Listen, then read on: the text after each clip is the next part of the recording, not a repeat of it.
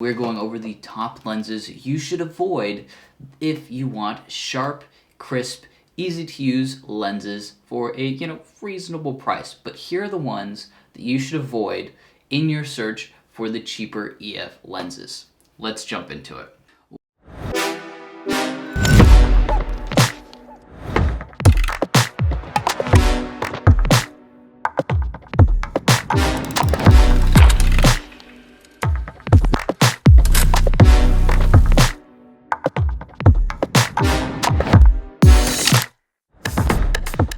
What is going on, you guys? My name is Daniel and welcome back. We're going to go over the top lenses you should avoid if you want sharp, crisp images from lenses that are easy to work with. The post that I put out 2 days ago and created a video on for the poll for the top 4 EF lenses still worth getting in 2021 is still getting a lot of comments and is in at a healthy 133 comments, as well as another post on the other side. So the post reads as follows.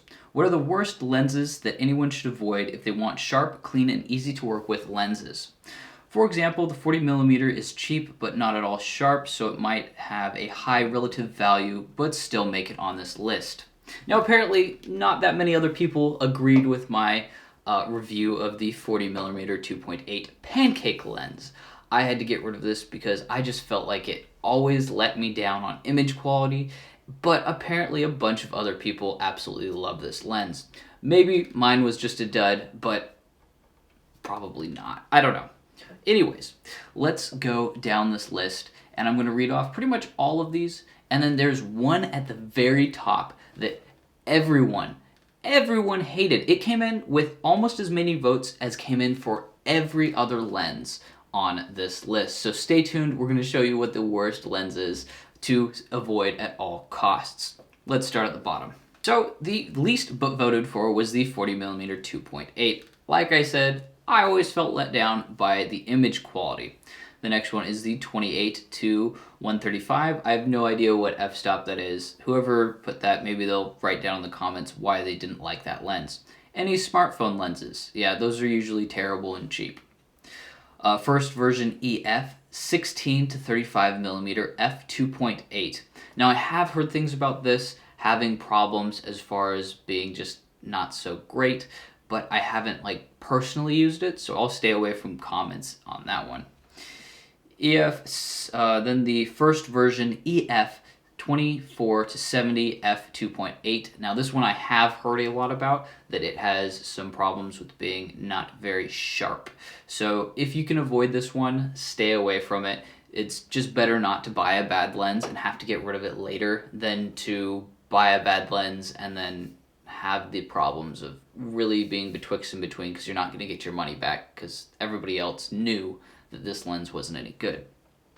Up next is the EF 16 to 35 f2.8L second series, and that looks like it's the exact same one from there. I'm not entirely sure. I have used this lens, I want to say, and I didn't have any problems with it, but there was 5 votes for this one, so somebody thought that this one wasn't so good. I'm not sure if I agree with this, but I haven't used the lens personally.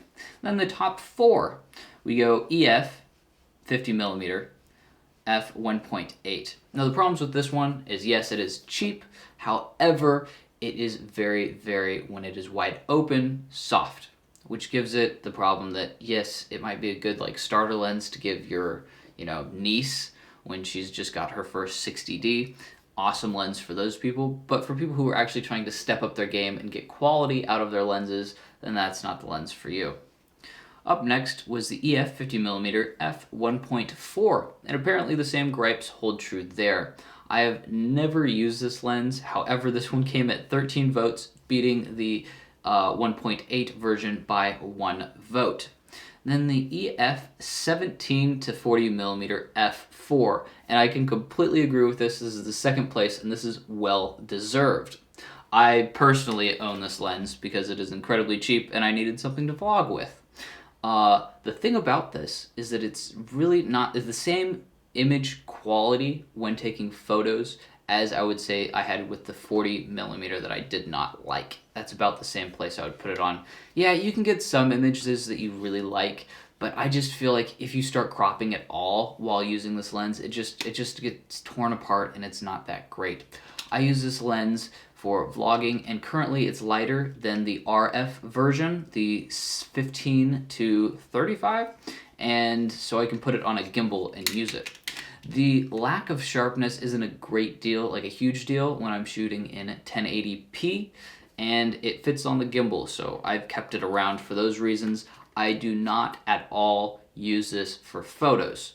I think this is well deserving of the second place. If I had known what a problem this lens would have been for me, I don't think I would have picked it up.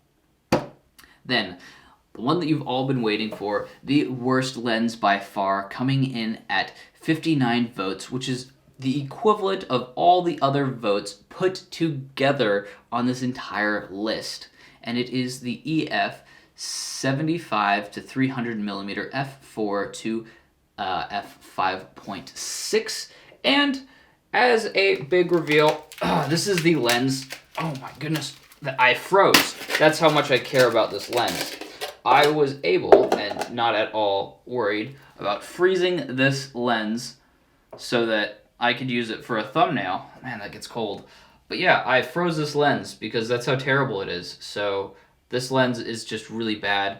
Don't get this. It's just not worth the money. I picked this up when I first had my 600D, and I picked it up for 35 euros. It's not a good lens. It has so much chromatic aberration, so much play, so much it's just bad. It's just really, really bad. So stay away from the EF 75 to 300mm like it's the plague. If you enjoyed this video, I have another video for the top 4 lenses that you should pick up that are still worth the money in 2021 that are EFs. Thank you so much for watching. My name is Daniel, and don't forget to like and subscribe to the channel so you never miss out on future content to help you rock your next photo shoot with your Canon mirrorless camera. Once again, thank you so much for watching, and take care.